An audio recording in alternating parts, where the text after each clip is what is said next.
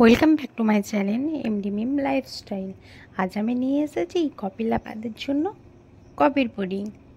যারা কফি খেতে ভালোবাসেন তাদের তো নিশ্চয়ই ভালো লাগবে, আর যারা ভালোবাসেন না তাদেরও ভালো লাগবে। একবার এই কফির পুডিংটা বানিয়ে দেখুন। গরমের সময় ঠান্ডা ঠান্ডা এই কফির পুডিং আপনার মন প্রাণ ঠান্ডা করে দেবে।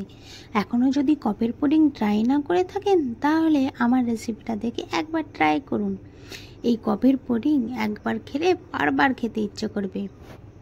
তো চলুন পুডিংটা আমরা কিভাবে বানাবো দেখে নিই।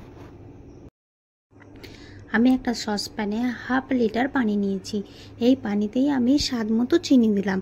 স্বাদ মতো চিনি বলছি কারণ অনেকে মিষ্টি কম খান আর অনেকে মিষ্টি বেশি খান। এখানে যে যেরকম মিষ্টি পছন্দ করেন সেই রকম মিষ্টি দেবেন। এবার আমি 1 কাপ পানিতে 1 চা চামচ কফি গুলে এই পানিটা দিয়ে দিলাম।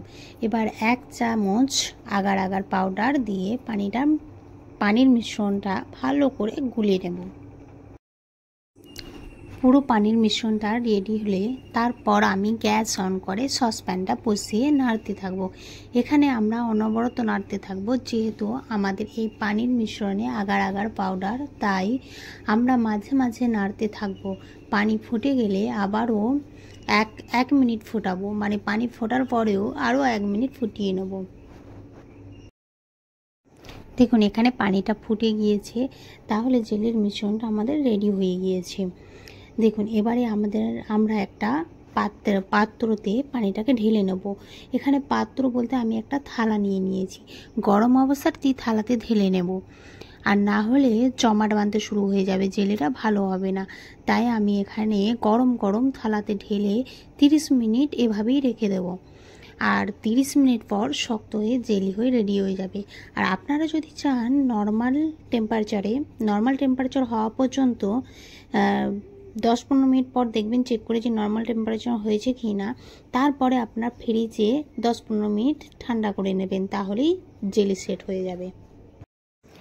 30 মিনিট পরে দেখুন জেলিটা কত সুন্দর সেট হয়েছে। আমি 30 মিনিট এভাবেই রেখে দিয়েছিলাম, ফ্রিজে রাখিনি। যাদের তাড়াতাড়ি থাকবে তারা ফ্রিজে করবেন, তো এভাবেও রাখতে পারেন। আপনাদের যেভাবে পছন্দ সেভাবেই জেলিটাকে সেট করবেন। তো আমি 30 মিনিট পরে জেলিটা দেখুন সেট হয়ে গিয়েছে। এবার আমি একটা ছুরি নিয়ে নিয়েছি আর ছোট্ট ছোট টুকরো করে আমি জেলিগুলোকে কেটে নিচ্ছি। দেখুন কিভাবে আমি ছোট ছোট টুকরো করে জেলিগুলোকে কেটে নিচ্ছি। আপনারা আপনাদের পছন্দ মতোভাবে জেলিটাকে কেটে নিতে পারেন, তবে ছোট ছোট টুকরো করার চেষ্টা করবেন, তবেই পুডিংটা ভালো লাগবে। দেখুন জেলি রেডি হয়ে গিয়েছে।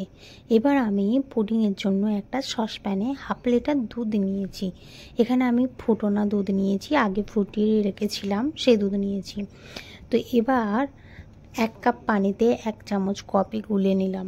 দেখুন আমি আগে যে জেলি করেছিলাম তাতেও 1 কাপ পানিতে আমি 1 চামচ কফি গুলে নিয়েছিলাম। এখানেও সেমভাবে 1 কাপ পানিতে 1 চামচ কফি দিয়ে গুলে নিয়েছি। এরপরে 1 চামচ আগার আগার পাউডার নিয়েছি। আমি 500 গ্রাম পানির জন্য 1 চামচ আগার আগার পাউডার নিয়েছি। আপনারা যদি পুডিংটা বেশি করে বানাতে চান তো সেভাবে পরিমাণগুলো নিজেরা বুঝে নেবেন। এরপর আমি স্বাদ মতো চিনি দিয়ে ভালো করে মিক্স করে নিয়েছি। আমরা কিন্তু এখন গ্যাস অন করিনি, আগেই আমরা সব কিছু মিক্স করে নিয়ে তারপর গ্যাস অন করব। তো এবারে চলুন গ্যাসটা অন করে সসপ্যানটা বসিয়ে দুধের মিশ্রণটা ফুটতে দেব। দুধের মিশ্রণটা ফুটে যাওয়ার পর আরও 1-2 মিনিট ফুটতে দেব, তাহলেই রেডি হয়ে যাবে আমাদের দুধের মিশ্রণটা, মানে পুডিংয়ের জন্য যে দুধের মিশ্রণটা রেডি করলাম এটা। এবার দেখুন আমি একটা টিফিন বক্স নিয়েছি। এবার এই টিফিন বক্সের মধ্যে কিছু জেলি দিয়ে গরম গরম দুধের মিশ্রণটা দিয়ে আবারও ওপর থেকে কিছু জেলি দিয়ে এইভাবে রেখে দেব, যতক্ষণ না নর্মাল টেম্পারেচারে আসে ততক্ষণ। নর্মাল টেম্পারেচারে আসার পর আমি ফ্রিজে 2 থেকে 3 ঘন্টা ঠান্ডা করে নেব। এই পুডিং ঠান্ডা ঠান্ডায় সার্ভ করতে হবে। আমার ভিডিওটা যদি একটুও ভালো লাগে লাইক কমেন্ট অ্যান্ড শেয়ার করে দেবেন, আর হ্যাঁ সাবস্ক্রাইবও করে পাশে থাকবেন, পাশে ঘন্টাটাও বাজিয়ে দিবেন। আর কোনো ভুল ত্রুটি হলে অবশ্যই ক্ষমার চোখে দেখবেন। আমার এই মিশ্রণটাতে দেখুন 2টো টিফিন রেডি করে নিয়েছি। এখানে দুটো টিফিনই আমি এভাবেই রেখে দেব, তারপরে আমি ফ্রিজে ঠান্ডা করে নেব। তো ঠান্ডা করার পরে আমি আপনাদেরকে দেখাচ্ছি। দেখুন এখানে পুরো ঠান্ডা করে নিয়েছি, ঠান্ডা করে আমি ফ্রিজ থেকে বের করে নিয়েছি। দেখুন কিভাবে সেট হয়েছে। তো এখানে আমি একটা টিফিন বের করেছি আর একটা আমি প্লেটে নিয়েছি। প্লেটের উপরে আমি টিফিনটাকে মানে ঢেলে নিলাম। দেখুন আমি কিভাবে প্লেটের উপরে টিফিনটাকে ঢেলে নিলাম, আপনারা দেখলেই বুঝতে পারবেন, আমি দেখিয়ে দিচ্ছি। তো দেখুন পুডিংটা কতটা লোভনীয় হয়েছে, কতটা সুন্দর হয়েছে। তো ঠান্ডা ঠান্ডা এই পুডিংটা সার্ভ করুন, নিশ্চয়ই দেখবেন ভালো লাগবে। অতিথি আপ্যায়ন করুন, অতিথিরাও বারবার আপনার কাছে এই পুডিংয়ের রেসিপি। আপনাদের যদি কিছু বুঝতে অসুবিধা হয় তাহলে কমেন্ট করবেন, আমি চেষ্টা করব বুঝিয়ে দেওয়ার। যারা এখন পর্যন্ত আমার চ্যানেলটা সাবস্ক্রাইব করেছেন তাদেরকে অসংখ্য অসংখ্য ধন্যবাদ। এভাবেই আমার পাশে থাকবেন। আপনারা যদি কোনো রেসিপি দেখতে চান তাহলে কমেন্টে জানাবেন, আমি অবশ্যই চেষ্টা করব আপনাদের পছন্দের রেসিপি দিতে। আজ এখান পর্যন্তই, পরে ভিডিও আবার দেখা হবে। Bye bye.